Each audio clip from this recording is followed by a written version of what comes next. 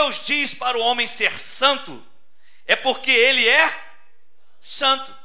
Quando Deus diz para o homem ser fiel, é porque ele é fiel. Quando Deus diz para o homem ser justo, é porque ele é justo. Quando ele nos diz para servir, porque ele serve. Quando ele diz para nós amarmos, porque ele ama. Quando ele diz para perdoarmos, é porque ele perdoa. Quando ele diz para nós ajudarmos, é porque ele ajuda. Quando ele diz para nós cuidarmos, é porque ele cuida. Quando ele diz para nós trabalharmos, é porque ele trabalha. Quando ele diz para nós descansarmos, é porque ele descansa. Quando ele diz para nós discipularmos, é porque ele discipulou. Agora, queridos, quando Deus diz para o homem ser misericordioso, é porque ele é misericordioso. E sabe, querido, essa é a razão para nós estarmos reunidos aqui hoje, pois as suas misericórdias se renovaram nesse dia sobre a nossa vida. Amém. Queridos, quando Deus diz e manda o homem renunciar, é porque ele fez o quê? Renunciou. Quando Deus diz para o homem entregar, é porque ele já se entregou. João 3,16 tem um texto aí que diz assim: porque Deus tanto amou o mundo, que o fez o quê? O que está escrito ali? Que deu o seu Filho unigênito, para que todo aquele que nele crê não pereça, mas tenha o quê? A vida eterna. Deus, queridos, é o exemplo máximo de entrega. Deus é o exemplo máximo. Ele deu o que tinha de melhor. Ele entregou o seu único filho por nós. E o que aconteceu? Ele deu um filho e recebeu multidões de filhos. Ele entregou um filho. Apocalipse diz que são milhões e de milhares e milhares. E eu e você fazemos parte disso, queridos. Amados, existem algumas verdades que são importantes para a gente poder aprender. Primeira verdade que eu quero passar para você: há um grande anseio no coração de Deus. Segundo Crônicas, próximo texto, capítulo 16, versículo 9, há um grande anseio no coração de Deus. Olha só o que há no coração de Deus: pois os olhos do Senhor estão atentos sobre toda a terra.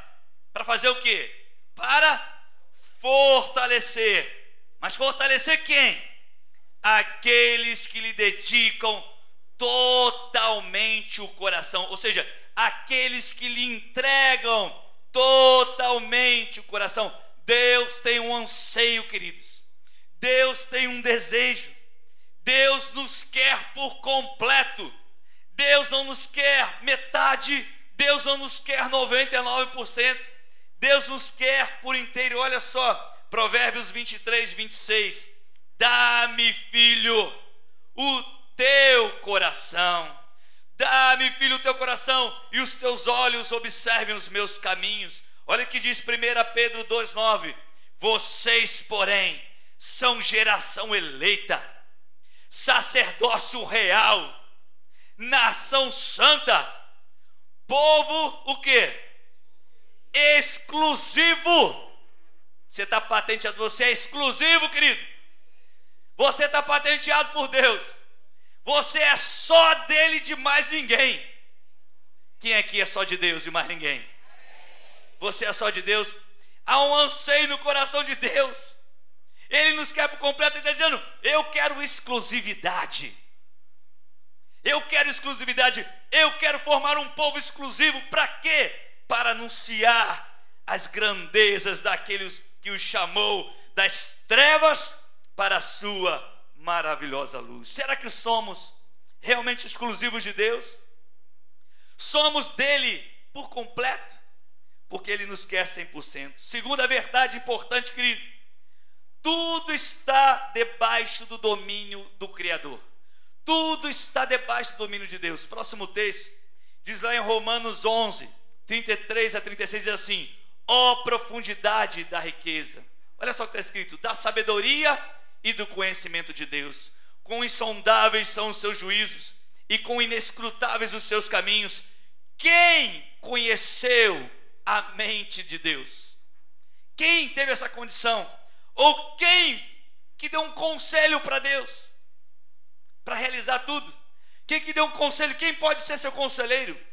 Quem primeiro lhe deu para que ele nos recompense? A gente deu alguma coisa para ele nos dar? Não. Ele decidiu. Por quê? Pois dele, por ele e para ele são todas as coisas. A ele seja a glória para sempre. Amém. Se você crê nisso, dê um aplauso a Jesus, querido. Aleluia. Tudo está debaixo do domínio de Deus. E, queridos, a Bíblia diz que Jesus é o herdeiro sobre todas as coisas. Jesus herdou tudo. Deus passou tudo para Jesus. É tudo de Jesus. Romanos 8, próximo texto, diz assim: olha só que lindo. Quem que herdou tudo? Jesus. Diga Jesus. Agora olha o que diz a Bíblia: o próprio Espírito, o Espírito Santo, testemunha ao nosso espírito que somos quem? Somos filhos de Deus. Quem é filho de Deus aqui? Diga amém. Amém. Glória a Deus. Agora olha só: se então somos filhos, se somos filhos de Deus, olha o que vai dizer: então somos o quê? Herdeiros. Herdeiros de Deus. Tem uma herança para nós. E co-herdeiros com Cristo, se de fato participamos dos seus sofrimentos, para que também participemos da sua glória. Queridos, se você e eu somos filhos de Deus, tudo que pertence a Deus, tudo que pertence ao Filho, o texto está dizendo: somos também herdeiros de Deus. Tem algum herdeiro de Deus aí? Meu irmão, já imaginou tua herança? Aleluia. Que herança, queridos. Agora preste atenção em algo interessante. E agora, tudo aquilo que era importante para nós, já que ele tem um anseio no seu coração, ele quer um coração totalmente dele, ele quer 100% de nós, ele não quer metade nem 99,9%, ele quer 100%.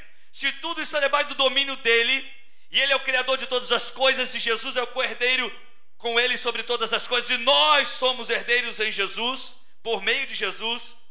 Se isso é uma realidade na sua vida, tudo aquilo que era importante para nós, tudo aquilo que era importante para nós, ele nos manda entregar o quê? Tudo. Você está entendendo? Escute isso. E eu quero mostrar a você hoje o que é que ele nos manda entregar. O que é que ele nos manda entregar? Primeiro, Salmo 37, 5. A primeira coisa que ele nos manda entregar, ele manda entregar o caminho. Diga, o caminho. Vamos ao texto. Diz assim, Salmo 37, 5. Olha só, querido, o que acontece. Entrega o teu caminho. Então, significa que nós, seres humanos, temos um caminho. Nosso próprio caminho, nossa própria vida. Ele está dizendo: entrega o teu caminho. A quem? Ao Senhor. Aí ele diz: confia nele. Olha a ação sobrenatural de Deus agora. E ele tudo. Então qual é a nossa atitude? Entregar o caminho, nossa vida. Qual é a ação sobrenatural? Ele tudo fará, e o mais ele fará. Deus está dizendo: por que você está preocupado se você entregou o seu caminho a mim, se eu vou fazer o resto? Ele tudo fará. Agora, querido, a Bíblia fala que existem dois caminhos. Um caminho conduz à vida eterna, e outro caminho conduz à morte eterna. Um caminho que leva para o céu e um caminho que leva para o inferno. A Bíblia fala de um caminho que leva para a eternidade com Deus, e a Bíblia fala de um caminho que leva à derrota, que leva à destruição. Agora escute isso: o caminho que leva à morte e à destruição, a Bíblia diz que é um caminho largo, que é um caminho espaçoso, e desse caminho saem muitos outros caminhos, e que são caminhos de morte. Olha só o que diz a Bíblia no próximo texto, Provérbios 14, 12. Há caminho que parece o quê? Certo ao homem, mas no final conduz à morte. Provérbios 16, 25. Há caminho que parece reto ao homem, correto ao homem, mas no final conduz ao quê? À morte. Escute isso, querido. Que caminho que conduz à morte? Vou te dar alguns exemplos. O caminho da mentira levou Ananias e Safira à morte. Lá no Novo Testamento você lembra disso. O caminho da desobediência levou o rei Saul para a morte. O caminho da rebelião, da deslealdade, levou Absalão para a morte. Há muitos caminhos que levam para a morte, a separação. E existem 3 caminhos que são extremamente perigosos, e você e eu temos que, se estivermos nele, sairmos imediatamente desses caminhos. O primeiro caminho, querido, que você e eu temos que sair, e se não entrou ainda, nunca entre nesse caminho. O primeiro caminho é o caminho da arrogância. O primeiro caminho que nos leva à morte é o caminho da arrogância.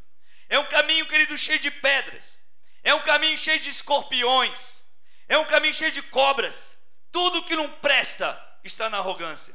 Olha só o que diz o próximo texto, Provérbios 16, 5. Todo homem arrogante é abominação ao Senhor. Olha só, querido, que coisa séria. Todo homem arrogante é abominação ao Senhor. O que é uma pessoa arrogante, querido? Uma pessoa arrogante é aquela que tem atitude superior, que abusa da autoridade para efetuar um ato com o intuito de demonstrar que é melhor ou mais importante do que o outro. Isto é uma pessoa arrogante.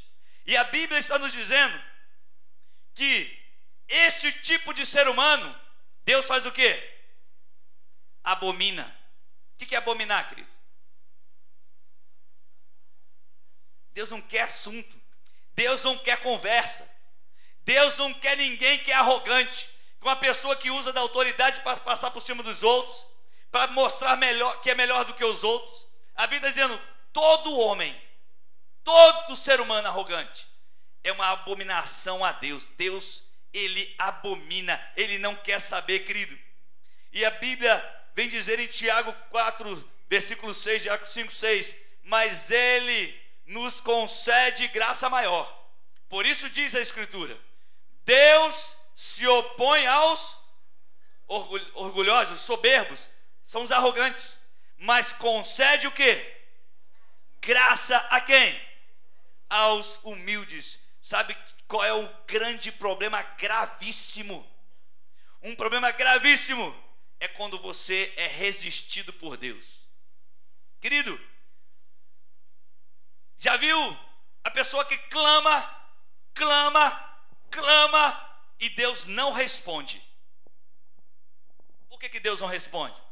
Porque a Bíblia diz que Deus resiste ao soberbo. Agora imagina, se alguém que você conhece resiste até essa pregação, imagina Deus Todo-Poderoso. Imagina Deus Todo-Poderoso. Oh, que som bom, hein? Glória a Deus.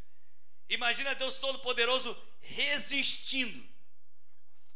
Imagina Deus dizendo: não te escuto,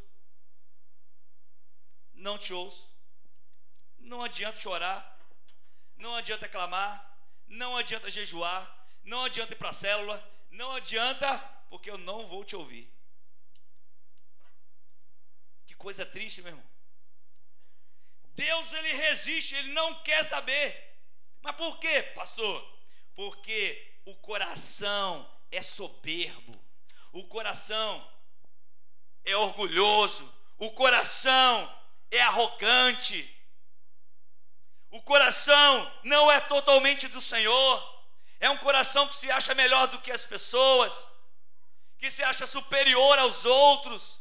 Não adianta orar, Deus não responde. Agora, a Bíblia diz que Ele dá graça, que Ele concede a sua graça àqueles que são humildes. Se você for humilde, querido, de coração, Deus está prontinho para te abençoar, para derramar graça sobre a tua vida. E se você tiver seu coração assim, permaneça com o coração humilde, querido, porque Deus sempre tem uma graça para a sua vida. Se você recebe isso, dê um aplauso a Jesus, mais forte que você puder.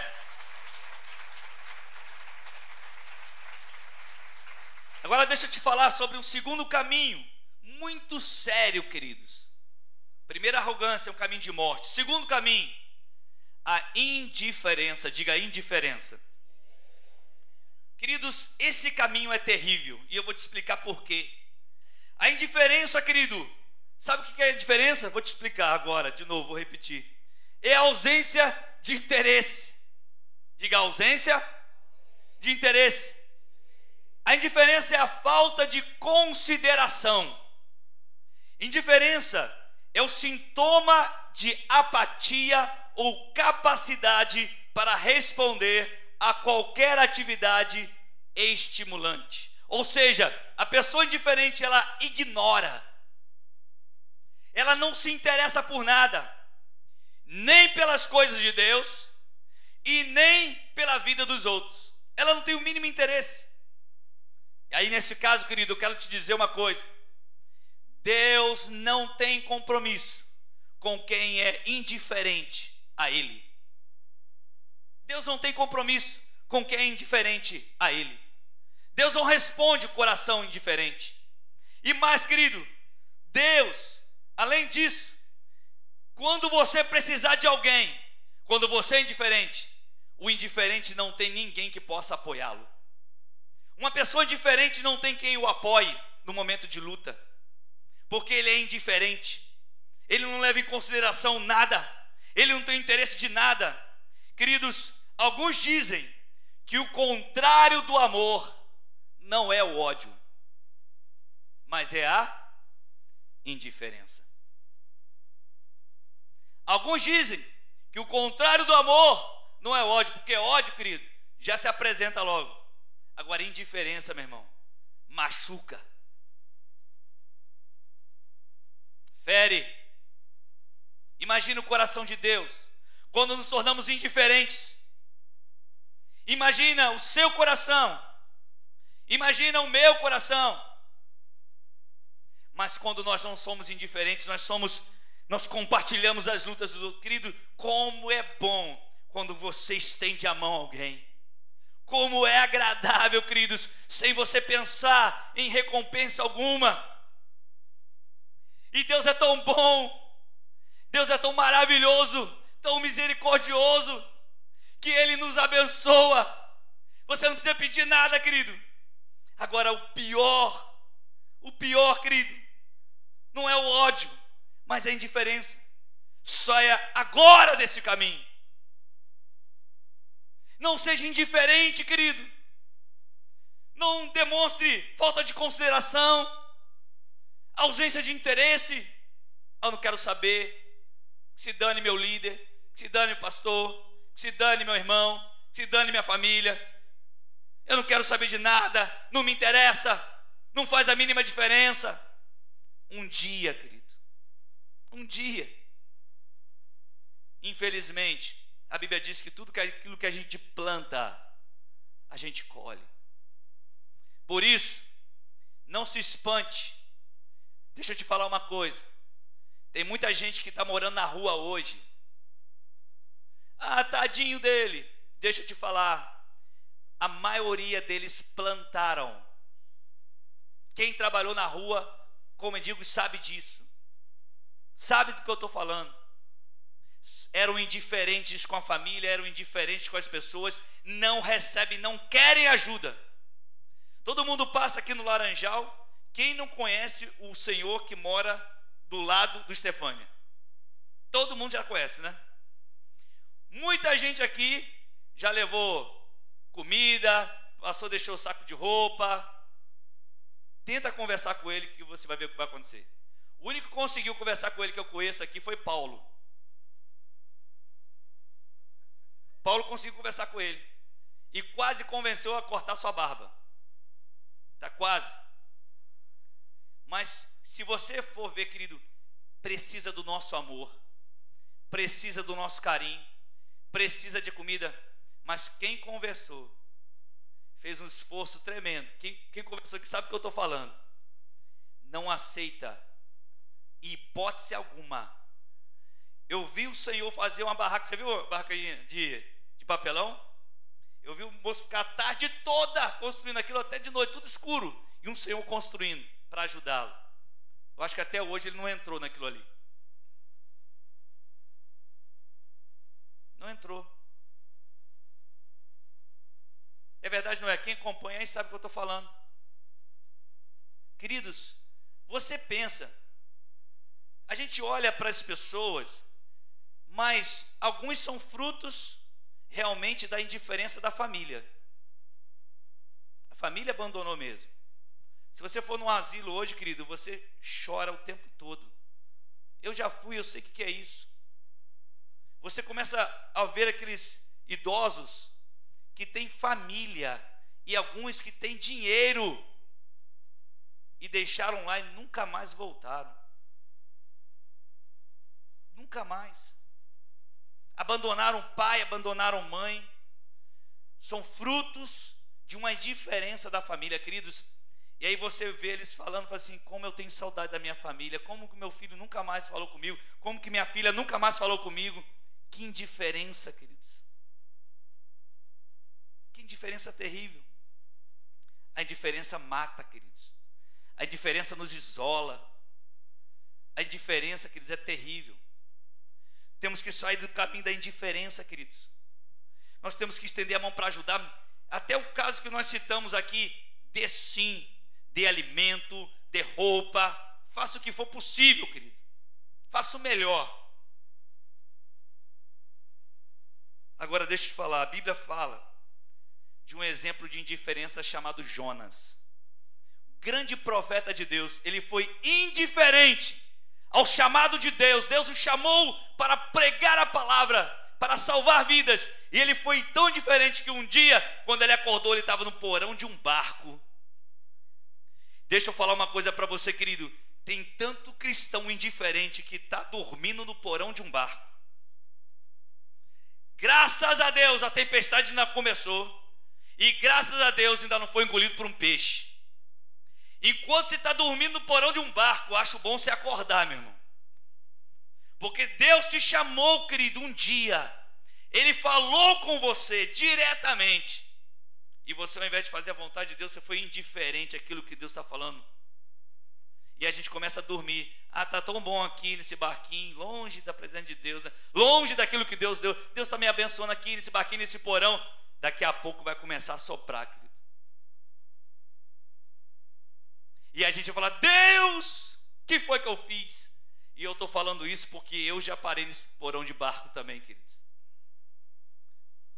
E eu já vi a tempestade chegar, queridos. E graças a Deus eu não fui parar na barriga do peixe. A indiferença, ele torna nosso coração como pedra. Mas Deus, a Bíblia diz que Ele pode transformar o coração de pedra em carne. Vamos sair do caminho da indiferença porque é um caminho de morte, querido. Não vamos ser indiferentes com as pessoas. Terceiro caminho é um outro caminho de morte, querido. É o caminho da ingratidão. Diga ingratidão. É a falta de reconhecimento, de gratidão. É alguém que não reconhece os benefícios que foram recebidos. Jesus, uma vez, ele curou 10 leprosos. Quantos leprosos? O que a Bíblia diz? Quantos que voltaram para agradecer? Um voltou para agradecer. De 10%. Voltou para agradecer. E aí esse que agradeceu não recebeu só a cura, não. Jesus disse: agora estão purificados os seus pecados. Ele recebeu a cura do corpo e a salvação da sua alma. Ele recebeu muito mais do que os outros. Por quê? Porque teve um coração grato. Alguém, querido, como é triste, alguém que recebe ajuda, chega na igreja, né? Destruído, família destruída, vida sem rumo. Aí a igreja recebe com amor, recebe ali cura, recebe libertação, recebe apoio.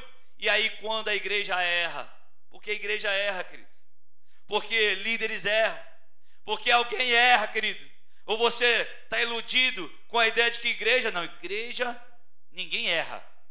Igreja é lugar de perfeição, é o céu na terra. Não se iluda, meu irmão. A igreja tem que trazer o céu para a terra. É diferente. A igreja tem que trazer o céu para a terra, os princípios do reino de Deus para a terra. Mas a igreja é composta de seres humanos como você e eu, carne e osso, desejos também, e que procuramos acertar, mas erramos. Aí, por causa disso, vira as costas e ainda fala mal. Isso quando não é grato a Deus, querido. Olha só o que diz o Salmo 92. Olha o próximo texto. Salmo 92, 1 e 2 diz assim: como é bom render graças ao Senhor e cantar louvores ao teu nome, ó Altíssimo, anunciar de manhã o teu amor leal e de noite a tua fidelidade. Como é bom agradecer a Deus. Sabe, querido, um dos primeiros sinais de rejeição é quando nós paramos de agradecer. Olha o que diz Romanos capítulo 1, próximo texto, Romanos 1, 21. Olha só, o primeiro sinal de rejeição é quando nós paramos de agradecer. Olha só, porque tendo conhecido a Deus, tendo o quê? Conhecido a Deus, não o glorificaram como Deus, nem lhe renderam graças, mas os pensamentos, seus pensamentos tornaram-se fúteis e o coração insensato deles obscureceu-se, fechou. Misericórdia. Por quê? A ingratidão, queridos. A ingratidão é o primeiro sinal. Mas a Bíblia diz: em tudo dai graças. Meu Deus, é difícil, né, pastor Arthur, pastor Alessandra? Ontem sua loja foi assaltada, mandaram a mensagem, colocaram a arma nos funcionários lá, e foi algo terrível, eles compartilhando, foi algo terrível para os funcionários. E queridos, em tudo dai graças. É fácil você falar, né, querido? É fácil a gente citar isso, né?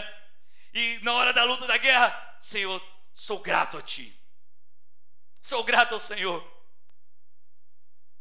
Teve uma pessoa me contando que certa vez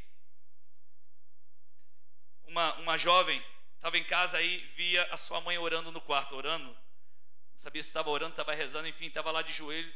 E aí esperou a mãe terminar de orar e chegou: mãe, você está fazendo o quê? Eu estou orando por você.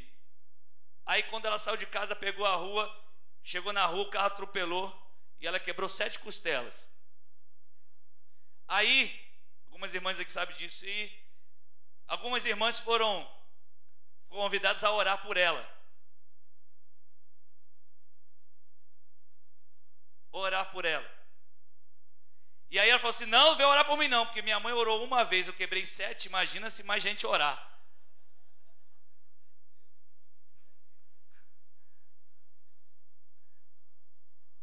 Mal sabe ela que Deus a livrou da morte.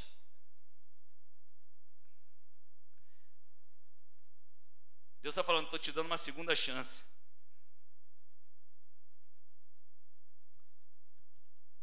Em tudo dai graças. Querido, como que a gente pode esquecer da bondade de Deus para nós? Sabe o que acontece, querido? Como eu posso esquecer da bondade de Deus e da bondade de algumas pessoas na minha vida? O ingrato, ele se esquece muito rapidamente, queridos. Ele não leva em consideração, não. Sabe o que é bom, querido? É você lembrar de onde você saiu. De onde você saiu, querido? De onde Deus te tirou? E quem Deus usou como instrumento para te tirar de lá? Porque quando a gente esquece de quem nos tirou de lá, a gente esquece de quem foi o instrumento, a gente começa a ficar com o coração petrificado, pedra. A gente para de agradecer e a gente começa a se afastar. E primeiro a gente se afasta daquele que Deus usou e depois a gente se afasta de Deus. Querido, nunca se esqueça. Eu nunca me esqueço, querido, das minhas crises, dos meus problemas e como Deus usa instrumentos dele, meu líder, meu discipulador e tantos outros irmãos também, que eu sou grato, porque eu sei de onde eu vim e eu não quero voltar para lá. E você sabe de onde veio, então aprenda a agradecer. Olha o próximo texto que diz, Salmo 103:2: bendiga ao Senhor a minha alma, não esqueça de nenhuma de suas bênçãos, aleluia. Salmo 116:12: que darei eu ao Senhor, aleluia, por todos os benefícios que me tem feito. Glória a Deus. Tenha um coração agradecido, querido, em nome de Jesus. Vamos dar um aplauso a Jesus, querido, para agradecê-lo sempre por tudo. Agora deixa eu te falar, querido. Segunda coisa que você tem que entregar: primeiro, o caminho, calma. Segundo, entregar. Olha que coisa fácil de entregar, hein? Presta atenção. Toda ansiedade a Deus. Tem alguém ansioso aqui? Quem não é ansioso?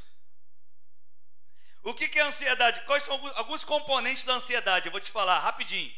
Aflição, angústia, agonia, ânsia, desassossego, estresse, impaciência, preocupação. Isso são componentes da ansiedade. Alguém aqui está passando por isso? Então você está vivendo ansiedade.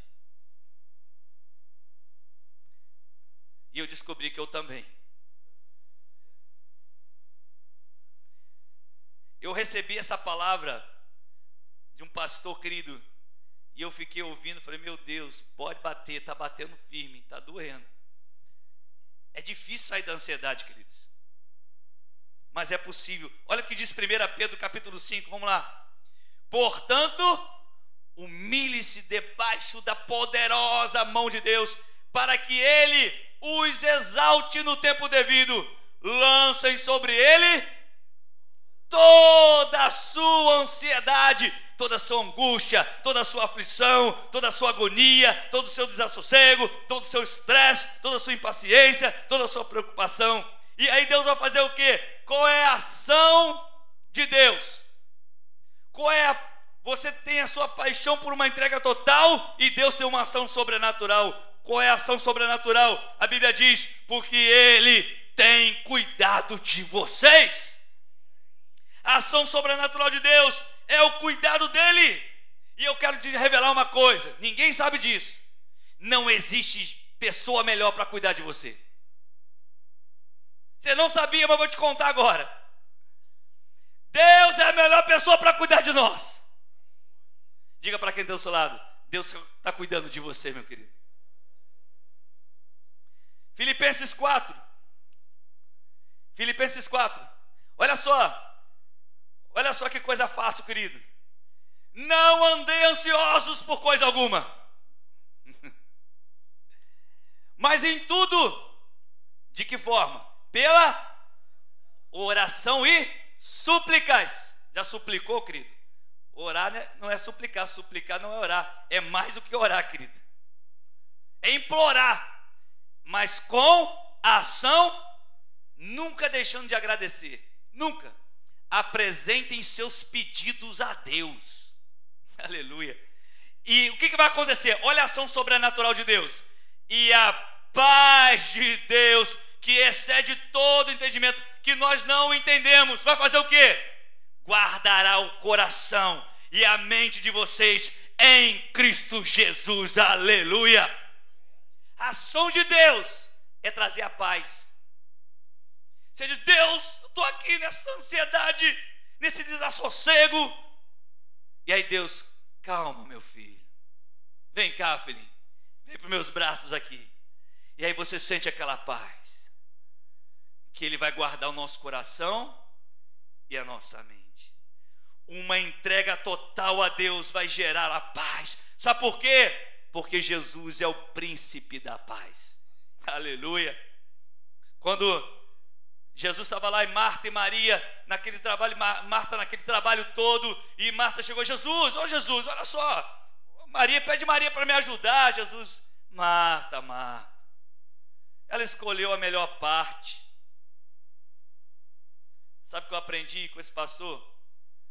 Porque um estressado sempre procura estressar outro. Um nervoso sempre procura ficar o outro nervoso também. E quando você conversa com um ansioso, ele vai te deixar ansioso também. Marta queria fazer com que Maria ficasse estressada também. Conversa com o estressado, que ele vai acabar te estressando, meu irmão. Por isso que a Bíblia diz: tem que ir para Deus. Misericórdia. Se alguém te chamar para se estressar, não aceita esse convite não, querido. Misericórdia. Vamos aceitar o convite do príncipe da paz. Olha o que diz Mateus capítulo 6, rapidinho, pequenininho o texto, olha só. Olha que coisa linda, queridos, que Deus vai te ensinar agora. Portanto eu lhes digo, olha o que Jesus fala, queridos, tem tudo a ver com a gente, né, Rafael? Você fica despreocupadão, tranquilão, né, Bruno? Estou despreocupado, Samuel está vindo, a casa está quase pronta, né, mano? Está tudo certo, está tudo tranquilo. Portanto eu lhes digo, não se preocupem com suas vidas. Olha que coisa linda que Jesus falou, fácil. Quanto ao que comer ou beber, nem com seus próprios corpos, quanto ao que vestir. Não é a vida mais importante do que a comida e o corpo mais importante do que a roupa?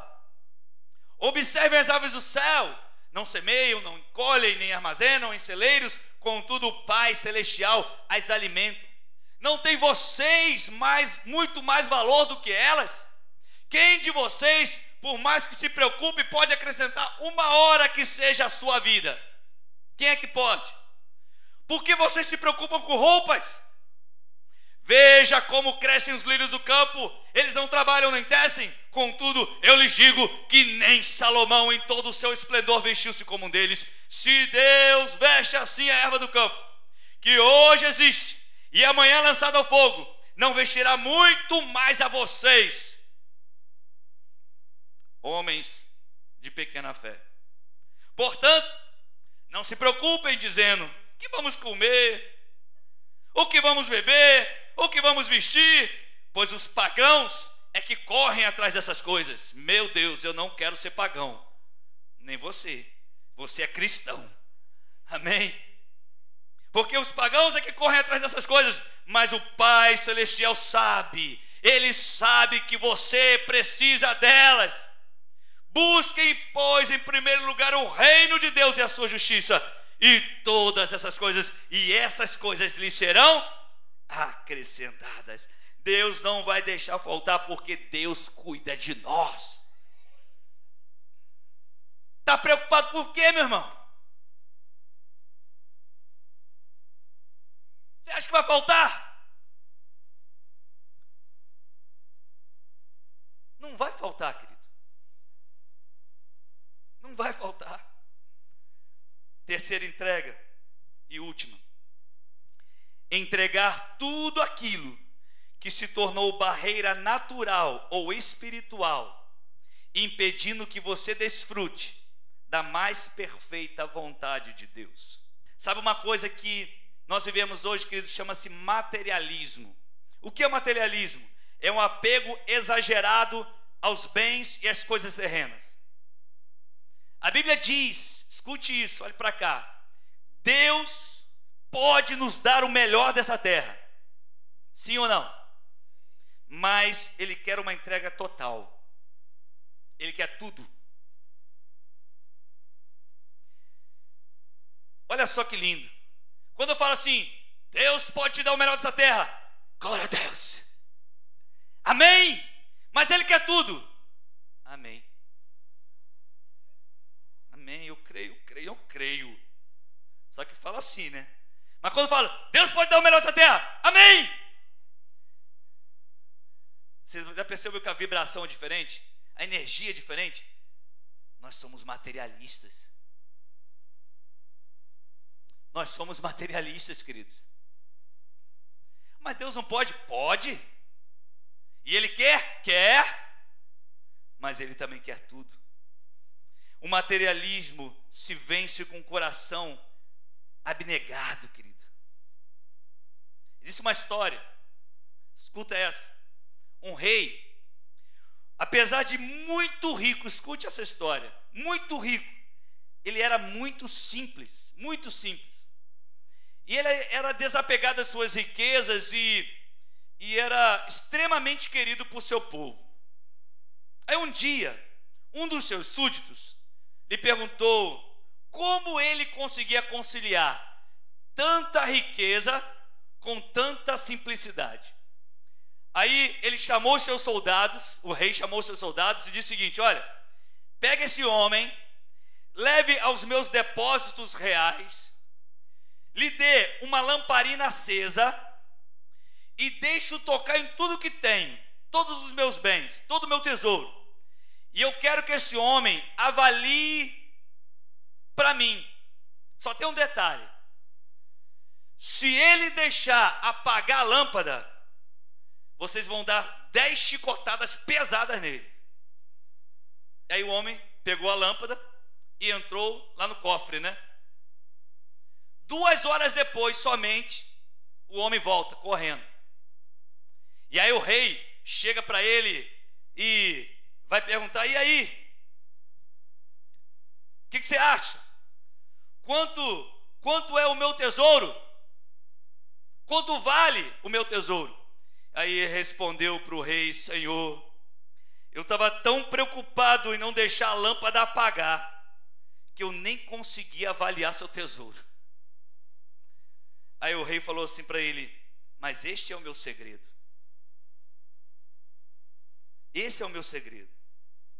Eu fico tão ocupado em manter a chama acesa na minha alma, que eu não me preocupo com as outras coisas. O problema nosso é que nós invertemos os papéis. Se nós nos preocuparmos em manter a chama de Deus acesa em nós, as outras coisas nos serão acrescentadas, queridos. As outras coisas nos serão acrescentadas. A chama não pode se apagar. E eu creio que existem homens e mulheres aqui que estão mais preocupados em manter o fogo aceso pela paixão por Jesus, e que todas as outras coisas são supridas. Nada te falta. Nada te falta. Diga para quem está ao seu lado: meu irmão, mantenha a chama de Deus acesa no seu coração. Aleluia. Levítico 6:13 diz isso. Olha só o que diz o texto: mantenha-se o fogo continuamente aceso no altar. O altar é você e eu, querido. Não deve ser apagado. Eu pergunto a você: o que apagou este fogo na sua vida? O que apagou esse fogo na sua vida, querido? E eu quero concluir com Hebreus capítulo 11. Diz assim, versículo 23. Olha só que exemplo lindo. Pela fé, escute isso, querido, é muito importante para você. Pela fé, Moisés, recém-nascido, foi escondido durante 3 meses por seus pais, pois estes viram que ele não era uma criança comum e não temeram o decreto do rei. Pela fé, Moisés, já adulto, recusou ser chamado filho da filha do faraó, ou seja, neto do faraó, preferindo ser maltratado com o povo de Deus a desfrutar os prazeres do pecado durante algum tempo. Por amor de Cristo, considerou a desonra riqueza maior do que os tesouros do Egito, porque contemplava a sua recompensa. Pela fé saiu do Egito, não temendo a ira do rei, e perseverou, porque via aquilo que é invisível. Isto é fé, meu irmão. Aleluia. Deixa eu te falar, querido. Uma vez, uma menina foi passear com seu pai numa praça. E aí, querido, teve um momento que ela deixou o seu pai, largou da mão do seu pai, subiu num prédio correndo e chegou lá no segundo andar. E aí, seu pai ficou na praça e ela subiu o prédio, parou lá no segundo andar. De repente, começou um incêndio naquele prédio. Um incêndio terrível, queridos, e foi tão forte, a fumaça começou a escurecer tudo. Aí da janela, a menina gritou: papai, socorro, pai, está pegando fogo. E quando o pai ouviu, querido, saiu correndo, se posicionou debaixo da janela, ela estava no segundo andar. E aí o pai gritou: filha, pode pular, minha filha, eu pego você, pode pular que eu te pego. Aí a menina disse: mas papai, é muita fumaça, eu não estou vendo nada. E aí o pai respondeu: mas eu estou vendo você. Eu estou vendo você. Você não pode me ver, mas eu estou vendo. Isso é fé, querido. Aí ela mergulhou sem ver o pai, e o pai segurou. Isso chama-se fé. Qual é a fumaça que está impedindo você de mergulhar nos braços de Deus? Qual é a fumaça que está bloqueando? E Deus fala assim: pode pular, meu filho, porque eu estou vendo você. Você não está me vendo, mas eu estou vendo você. A fé é um salto nos braços do Pai. Nós não estamos vendo Deus, mas Ele está nos vendo. Aleluia, querido. Jesus falou naquele texto lá no início: Pai, nas tuas mãos eu entrego. Olha só o que diz o último texto de Filipenses. Olha o que aconteceu com Jesus. Seja a atitude de vocês a mesma de Cristo Jesus. O que Jesus disse? Nas tuas mãos entrego. Que embora sendo Deus, não considerou que o ser igual a Deus era algo a que devia apegar-se, mas esvaziou-se a si mesmo, vindo a ser servo, tornando-se semelhante aos homens, e sendo encontrado em forma humana, humilhou-se a si mesmo e foi obediente até a morte, e morte de cruz. Qual é a ação sobrenatural de Deus? Por isso Deus fez o quê?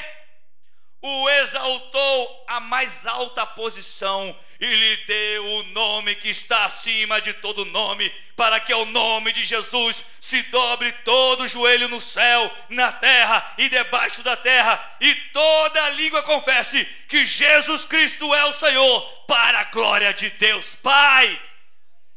O que Jesus fez? Pai, eu me entrego. E aí Deus, eu te exalto. Aleluia. Pai, eu me entrego. E Deus, então eu te exalto. Deus está dizendo: filho, se entregue, que eu te exalto. Se humilhe, que eu te exalto.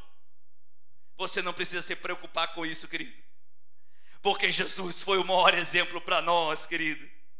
Agora, não foi fácil, meu irmão. Não foi fácil para Jesus. Não é fácil para mim. Não é fácil para você. É uma entrega, queridos. Deus quer uma entrega total para agir de maneira sobrenatural na sua vida. Eu queria que você fechasse os teus olhos por um minuto. Deus quer uma entrega total, uma paixão, querido. Escute, feche os teus olhos, reflita um pouco. Por que você não se rende? Você mesmo, querido.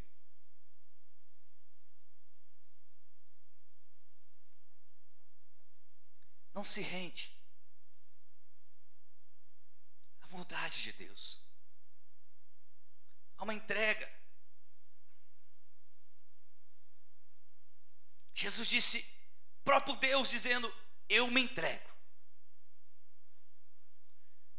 E assim gerou algo sobrenatural. Porque nós estamos aqui discutindo, debatendo, porque nós estamos tão ansiosos. Por que você está aí ainda não se entregou totalmente? O que falta? Tem que tá cheio de fumaça, querido. O prédio está pegando fogo. As coisas estão difíceis. Está tudo fechando teus olhos. Ficou tudo escuro ou obscuro. Eu pergunto a você, e Deus está lá, filho, filha, pode pular. Eu sei que você não está vendo, mas eu estou vendo você. Só uma entrega total gera algo sobrenatural, queridos. Não adianta ficar na mesmice espiritual, na mesmice religiosa. Tem que se humilhar. Tudo que Deus exige de nós, Ele já o fez. Se Ele mandou amar é porque Ele ama. Se Ele mandou perdoar, porque Ele perdoa. Se Ele mandou se entregar, porque Ele se entrega. Se Ele mandou renunciar, porque Ele renunciou. Antes de nós Ele já fez. Antes de nós Ele já é. Ele é o nosso exemplo. Ele é o nosso foco. Se você e eu queremos algo sobrenatural na nossa vida, experimentar essa ação de Deus, o cuidado de Deus, a paz de Deus, a ação de Deus só é possível quando houver uma entrega total. Total. Vou repetir, para que não haja indiferença. Total. Você está ouvindo? Entrega total. Não é fácil. Não foi fácil para Jesus. Ele chegou a dizer: Pai, se for possível, passa de mim esse cálice, mas seja feita a tua vontade. Não foi fácil, queridos. Não foi. Mas Ele disse que é possível. Só uma entrega total trará uma ação sobrenatural de Deus. Não tem outro jeito. Só uma entrega total você vai experimentar isso. Não fique nessa mesmice de tocar na igreja, de dançar na igreja, de pregar na igreja. Isso tudo é importante, é lindo, é maravilhoso, é apoio, é ajuda, é ministério. Mas isso não é o foco principal. Tudo isso faz parte do processo, mas Ele quer a entrega de todo o coração.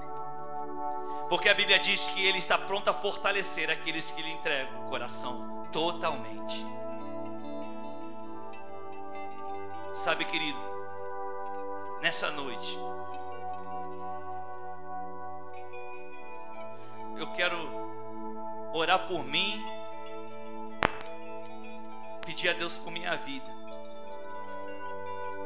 porque a ansiedade às vezes nos corrói. E nós vamos orar uns pelos outros hoje. E eu quero orar por você também. Eu quero que você ore por mim,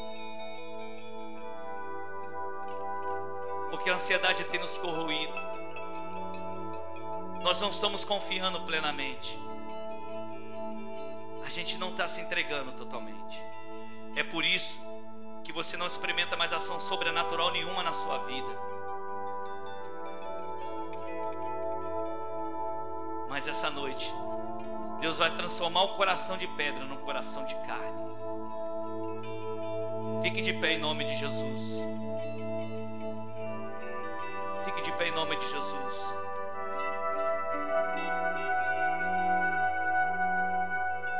Feche os teus olhos.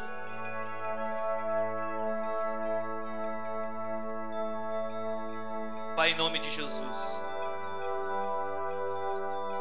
Senhor, aqui estamos nós, pecadores que somos, miseráveis, falhos. Erramos sim, Deus. Temos confiado no nosso braço, na nossa força, nas nossas ideias, nas nossas estratégias. E o nosso coração continua ansioso. Nosso coração continua preocupado. Isso significa, Deus, que nós não estamos na rota certa. Mas nós queremos entrar no caminho certo. O caminho da fé. O caminho da entrega total.